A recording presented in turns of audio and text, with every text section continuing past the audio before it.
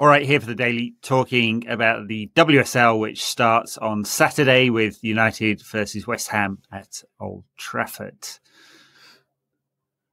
And I guess it's an interesting question about United, exactly where they are. I think I saw the Guardian's writers' predictions. They had United in 5th again. They certainly don't look good enough to be in the top 3, given the business they've done. Yeah. And the players have gone out, as well as the players that come in. So, so where are we? 5th last season, bit of a disaster, but won the FA Cup, beat Spurs handily 4-0 in the cup final. Did that save Skinner's job, or does the fact that the Ineos team don't really care about the ladies team? Who knows? But we're going to sort of try and do a little preview, at least of United and some of the top teams. So, I mean, it looks like a tough season to come because the players they've bought are all pretty young, except for Dominique Janssen, who's perhaps a bit too old, and they've let some good players go. So let's talk about transfers first, and then we can see where we are. So they've bought 6 players. Celine Bizet, I guess it is. She's Norwegian, forward from Spurs. She sort of played over on the right hand side of Spurs' attack last season. I think people are, they feel pretty good about that one. She scored 4 goals last season, basically replacing Nikita Paris, who's gone to Brighton. Simi Owoju, who's come from college soccer in the US. She's Canadian midfielder, was part of their Olympics team this summer. Anna Sandberg, who's come from Häcken in Sweden. Elizabeth Turland, who's come from Brighton. Scored quite a lot of goals last season, actually. Really good in the air. Melvin Mallard, who was obviously on loan last season, has been converted to a full purchase. And Dominique Janssen, who's well known, was at Wolfsburg, Arsenal previously. A very experienced Dutch defender. So quite a busy summer. And then on the out was Nikita Paris, who's gone to Brighton. Was she our top scorer last season? I feel like she was. She scored quite a few goals, but started to lose her place in the team. A bunch of younger players don't need to go through. Gemma Evans, who was sort of in and out of the team, not much in, actually. Katie Zellum, the captain. Massive. It's a big one. She's gone to Angel City FC, the newish club in LA. A lot of big famous backers and Hollywood stars and stuff like that. Irene Guerrero, who barely played, left earlier in the summer actually, and went to Mexico, Club America. I think she's played more for them in 2 months than she did for us, given she started the season injured. But basically, like Skinner did his usual thing of getting a new player and never playing them. It seems to be a pattern. And then Lucia Garcia, who was just starting to get into the United team and was sold to another Mexican club. Scored in cup finals, sold to Monterrey in Mexican football. So really busy summer transfers. Thoughts on the ins and outs there as well? Did you mention it? Oh, Mary Apps. God, the big one who went to Paris Saint-Germain, of course. And I kind of don't blame her. I know we've talked about it before. I don't blame her for leaving. She got a really big contract offer. She's 31. Got to cash in. There's only just money creeping into women's football. Yeah, and I think she said as well, it wasn't, well, I mean, she's going to say this, but I think it wasn't just about the money. I think she genuinely, and I agree with her as well, like she wanted to move to a club with ambition, with a project which looks like I can win trophies, and United isn't that right now. Like we've heard kind of what's been said, especially, and I guess solely by Ratcliffe since taking over, and diminishing and minimizing kind of the women's game completely. And I think by all accounts as well, like the women's team have been kind of have seen that and been like, okay, this project really isn't for real. Like we finished second in the league 2 seasons ago. You've done nothing to build upon that. We've lost all our best players. And I think Zellem is also had kind of the same mindset. Like United didn't even offer a contract in the end because I think they kind of come to a mutual agreement that she doesn't want to play for United anymore. Like she wants to move on. She wants to be ambitious. She wants to go to a different project. And there's probably a lot of players in the team that have done that. And thankfully, we've kept Toon. but it just feel like Toon. I mean, there's a lot of good players, but Toon is kind of our superstar. And a few years ago, we had a few of those. Like, obviously, Earps, there's no one bigger than Earps in women's football almost. Obviously, she won the Sports Personality of the Year award.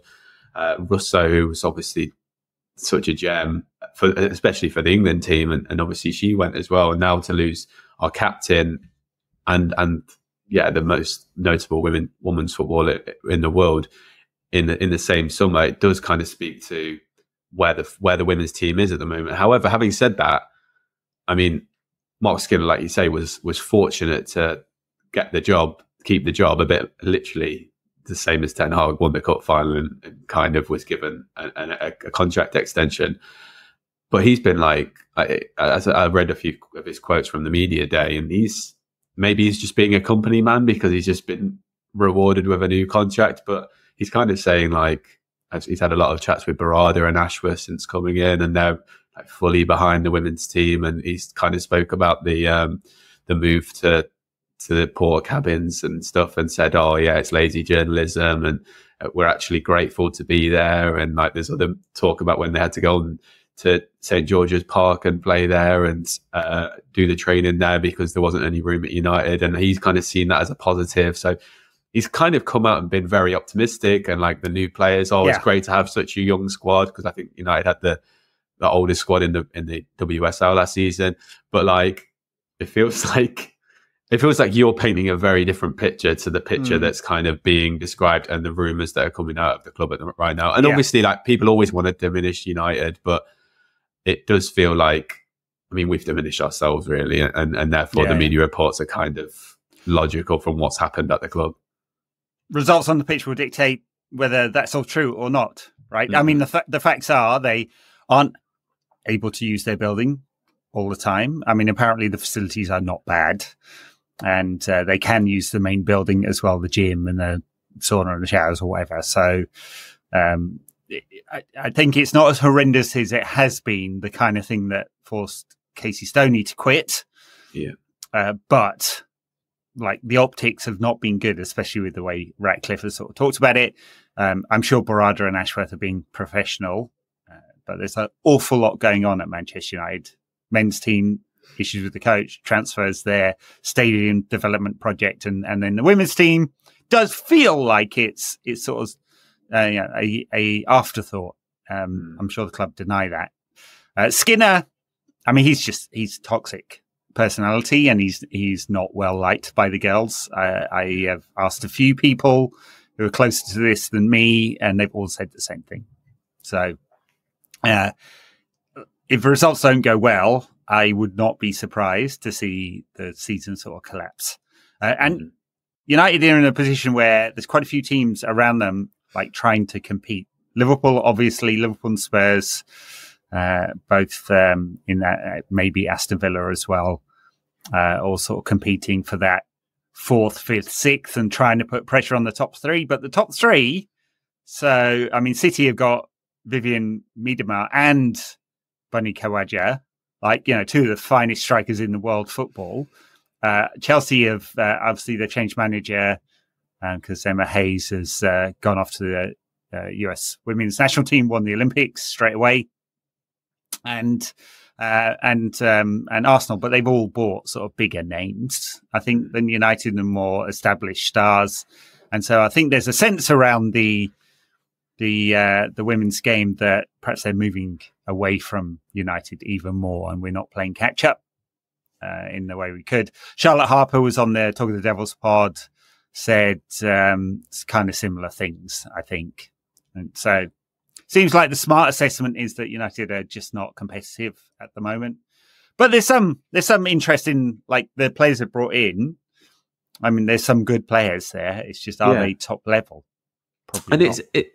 It's clearly a very different strategy to last year. I mean, we spoke about it on the pod last year. I remember it was a trolley dash right at the end where we were kind of just oh my God, we'll get this, and then just throw them in the basket. Half of them didn't play. I mean, obviously, Irene didn't play at all, really. I think she had 4 games in WSL last season, and then Mizawa got injured. She might have played more. She'd scored a lot of goals at the World Cup.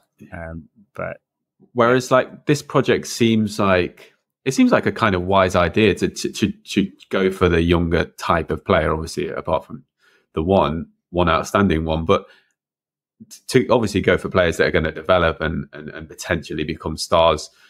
It's just when we've lost so many stars, so many experienced players, so many quality players, to just replace that with youth.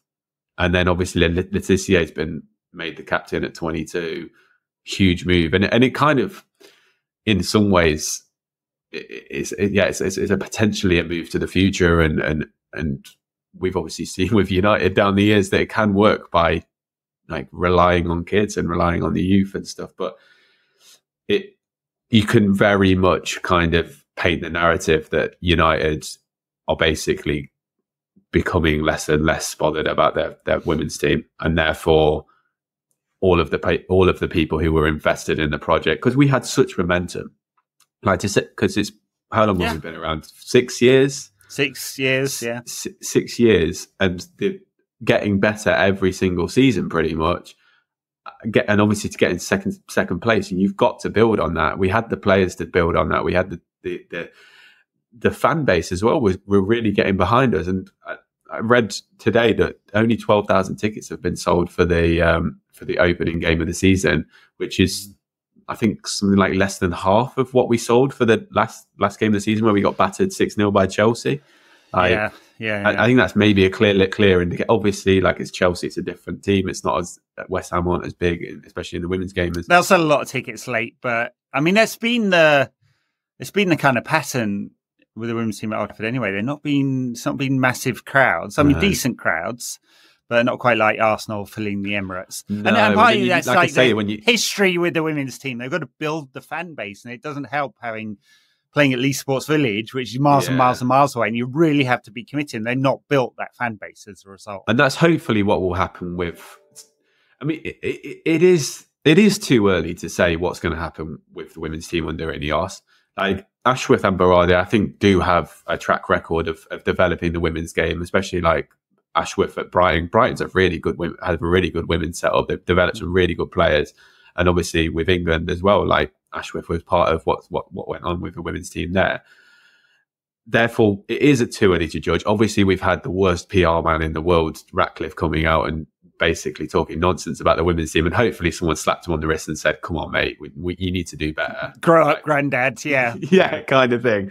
And hopefully as well, when the new stadium's built, it does become I think, as Gary Neville said, like a mini Manchester United or Manchester United world, or whatever the terminology. And therefore it will be a bit like Barcelona, a bit like City, where the second team, where either the women, hopefully the women's team, play on site, like I say at Barcelona, and like at City, or the youth team play on the same bit. So then it does create that synergy, that collective feeling that this is all part of the same club. And obviously, and then you look at places like Arsenal as well, like you say, I think they're playing something like 80-90% of their games at the Emirates this season, and they're getting like 50-60,000. Like, it's just completely night and day. So if you're a player, you're going to be looking at that going, and United, we should be, no matter if it's men or women, we should be the elite.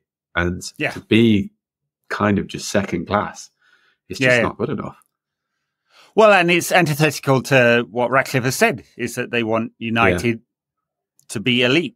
So the women's team is behind rivals and behind the focus on the men, and there's some work to do to prove that it's not the case. Whether the signings this summer will make a difference, it seems like not. And United will be behind again. Skinner's got this 1-year contract. I mean, it would be a surprise, wouldn't it, if United are behind, to see him given another one. We'll see about that one. He's definitely not the most popular manager. Is he the best one? Probably not either. I mean, clearly that FA Cup as major trophy, important and all of that. But finishing 5th in a 12-team league when you're Manchester United is clearly not good enough. As for the stadium project, I mean, it's going to be years, and it's unclear exactly what that'll look like. The task force makes the recommendation by the end of the year. I mean, it seems like the club have a good idea that this is going to be a new massive new stadium. And then what happens with Old Trafford? Well, that's under question, isn't it? I mean, the Mail this week reported that the club thinks it's not financially viable to just downsize Old Trafford. So it may well be, as part of the regeneration of that whole area, a brand new stadium of the kind of, I can't remember what city's stadium is called. Something silly, isn't it? Like, maybe not silly. I think it may be a term local to Abu Dhabi. It's like Joy or New or something like that. But I forget. I mean, we'll see. It appears to be the recommendation is to build that kind of campus. There will then be a place for United women. They can play some bigger games at Old Trafford or whatever, new Old Trafford, the Ineos Bowl. But it's all years ahead. I mean, we're not going to get a new stadium until 2030 or something like that, if that's what happens. And the women's team need focus right now. Yeah. I did note that the under-21s are playing some games at Salford City. And I know it's hard with Salford playing so many games for the women's team to play there, but it wouldn't half be better than Leeds Sports Village. Yeah. So, you kind of wonder as well, with Gary Neville being on the task force, if he can just do a little favour type of thing. Like, can you just sort us out? But yeah, we just need Ashworth and Barada and however much Ratcliffe takes an interest in it to just treat this properly. And like you say, like right here, right now, because if we wait 6 or 7 years for a new stadium and a new kind of direction, and obviously the men's team, as they keep saying, is the focus. But I mean, it doesn't mean you just have to focus on one thing. You can focus on more than one thing at a time. And considering the amount of money that it takes to make a women's team good, it's so small fry in comparison. Like Leon, the reason I mean, I don't think United paid because they just took it seriously. Yeah. I mean, it doesn't. I mean, there's money creeping in. Obviously, the new TV deal has put quite a bit more money into the WSL. I mean, I think Mary Earp's contract at Paris Saint-Germain is $1 million-ish, something like that. Bon Mati at Barcelona has just signed she's the world's best paid player. She's probably the best player now. And so there is money creeping in, but they're not. And also in terms of match day revenue as well. Like if Arsenal are bringing in 50,000 fans every game, I don't know how much they're charging for that. They're pretty cheap, but still, it's and that will only creep up as the interest becomes more, as the fan base become more loyal and more under the skin. And because obviously it's such a new sport, it's taking off in a way that it hasn't ever. So like it's very new in that respect. So the fan base is very new as well. So the commercial elements that they are there, and money does talk, especially for people like Ratcliffe. But he doesn't seem to see that potential. It looks like right now. The optics aren't good, but yes, the potential for the women's game is really huge. There is interest. There's latent interest. I think if United focus on like making it easy to be a fan and doing the right kind of marketing, I mean, God awful cringy TikTok they put out this week. I know it's a trend on TikTok and they're sort of playing on that, but it was just like, go check it out. It's just horrendous. I showed my kids it and they were all like, "Oh God!" Oh wow, that's not a great. Yeah. Because like, if you want to embarrass an 11-year-old, just walk around going, "I've got Riz. Yeah, this is the most Sigma thing ever," and so on, right? And they'll just be like, "Oh God!" And it was very much like that anyway. So the point being that United, they put the effort in, and I know there are resource constraints at Old Trafford right now with this kind of thing because of the changes in personnel, the job cuts. But if they put the effort into marketing, if they make it easy for fans to go, they will be able to attract a fan base. And then they've got to put a good team on the pitch because winning matters, right? People want to go see a side that's competitive and successful. And up to the standards we expect of United, and given this is still a pretty new club or pretty new team, that all matters. So. Yeah, all right. And apathy. Sorry, just one last thing. Apathy breeds apathy. So if you think that the club don't care about it, you as a fan aren't going to care. So a bit of enthusiasm, a bit of focus, then you will get people energized. You will get people into it. And for the kind of the fan on the fence, if you're thinking, oh, am I going to go? No, because like the club don't care, and I don't know, go support City or whatever. Because that's what the women's game is at the moment. You're still able to attract new fans. Men's game it's difficult to do that, whereas women's game there are a lot of fans out there who are going to be new to the sport, and new fans out there who are looking for teams to support and stuff. So yeah. All right. Well, it's only a few hours, and we'll see what Skinner does for the first game of the season and how this new look side shapes up. It would be very good if we get a win to start the season, wouldn't it? And if you haven't bought a ticket, go. They're like £7.50 the tickets. So it's really not bad. All right. Thanks a lot, everyone. We'll catch you soon. Bye now.